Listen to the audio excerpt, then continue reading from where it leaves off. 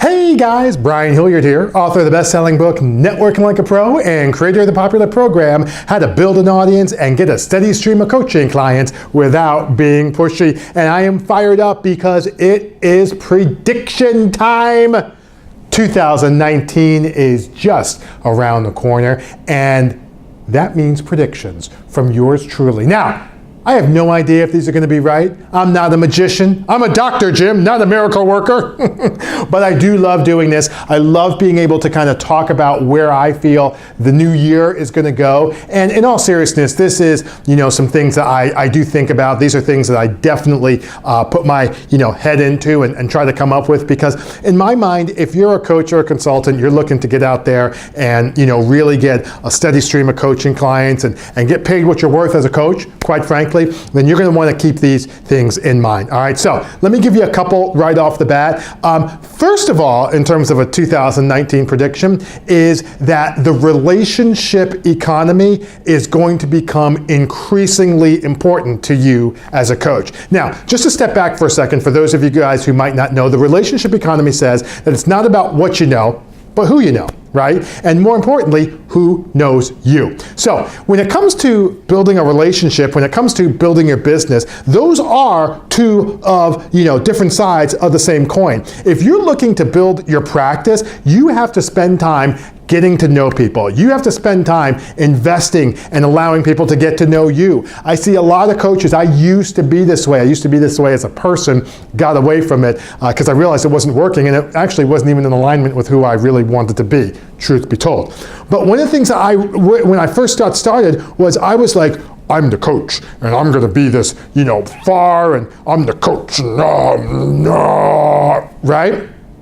And I got clients, but it wasn't the direction that I wanted to go in. Now, I talk to people. I let people get to know me. I let people get a chance to, where I'm coming from, my philosophy. I talk to people about, I don't go overboard in terms of, too much information, but I'll talk to people. People know I like sports. People know that I, a big basketball. People, you might even know I'm a Celtics fan. People know that, that I go out and golf.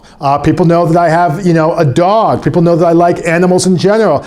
These are things that people know about me, right? People know I work out a lot. People know that I'm in good shape and try to do some different things.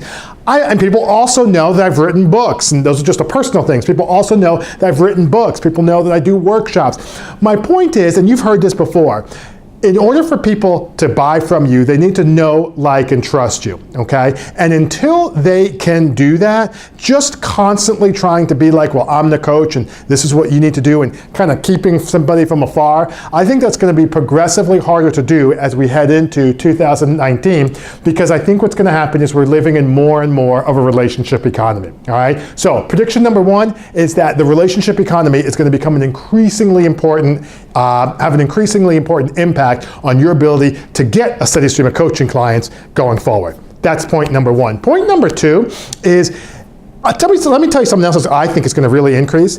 There's going to be an increase in need for coaches. All right, so there's going to be people in whatever country you're in, United States, Canada, UK, Australia, wherever you happen to be, tuning in, there is going to be an increase in demand in whatever title you happen to have: life coach, business coach, marketing coach, career coach, executive coach, leadership coach. Whatever the coach you happen to be, there's going to be an influx in demand in that. People are going to want to be able to work more with coaches. It's going to be more, like when I got started, coaching wasn't really a big thing. Now it's huge. Everybody knows about coaching.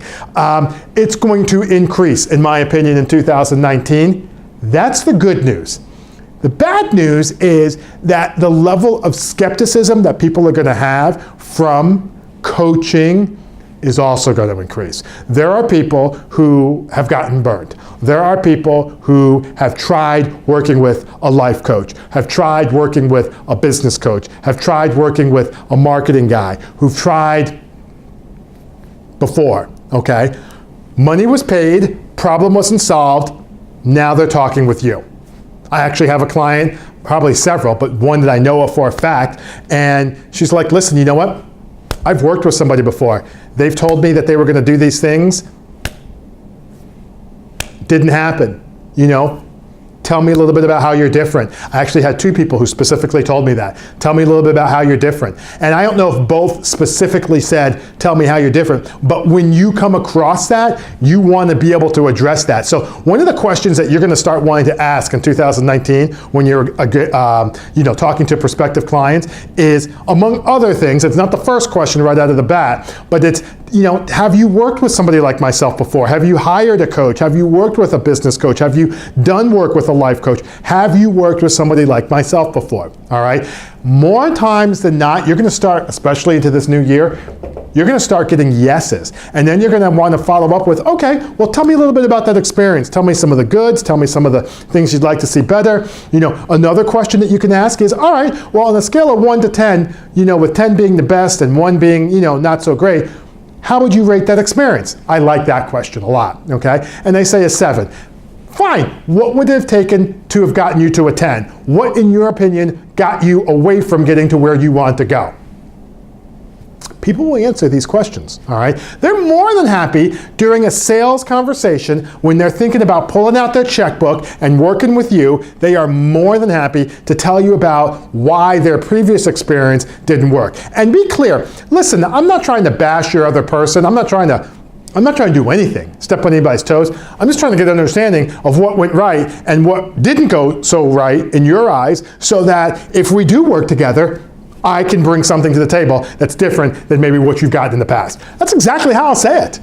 That's exactly how I'll say it. And when you start doing that and taking that head on, that elephant in the room, if you will, which is their skepticism, you will absolutely be in a point where you will be able to convert them and be able to work with them as a coach. All right, now, those are a couple of predictions. I'm going to be able to be talking about a couple of more. If you want, swing on by our blog. We've got some workshops. It is practicebuilderblog.com/workshops. We've got some new ones coming up in next year, and I think you will like them. But in the meantime, my name is Brian Hilliard, saying so long, take care, and thanks so much for your time.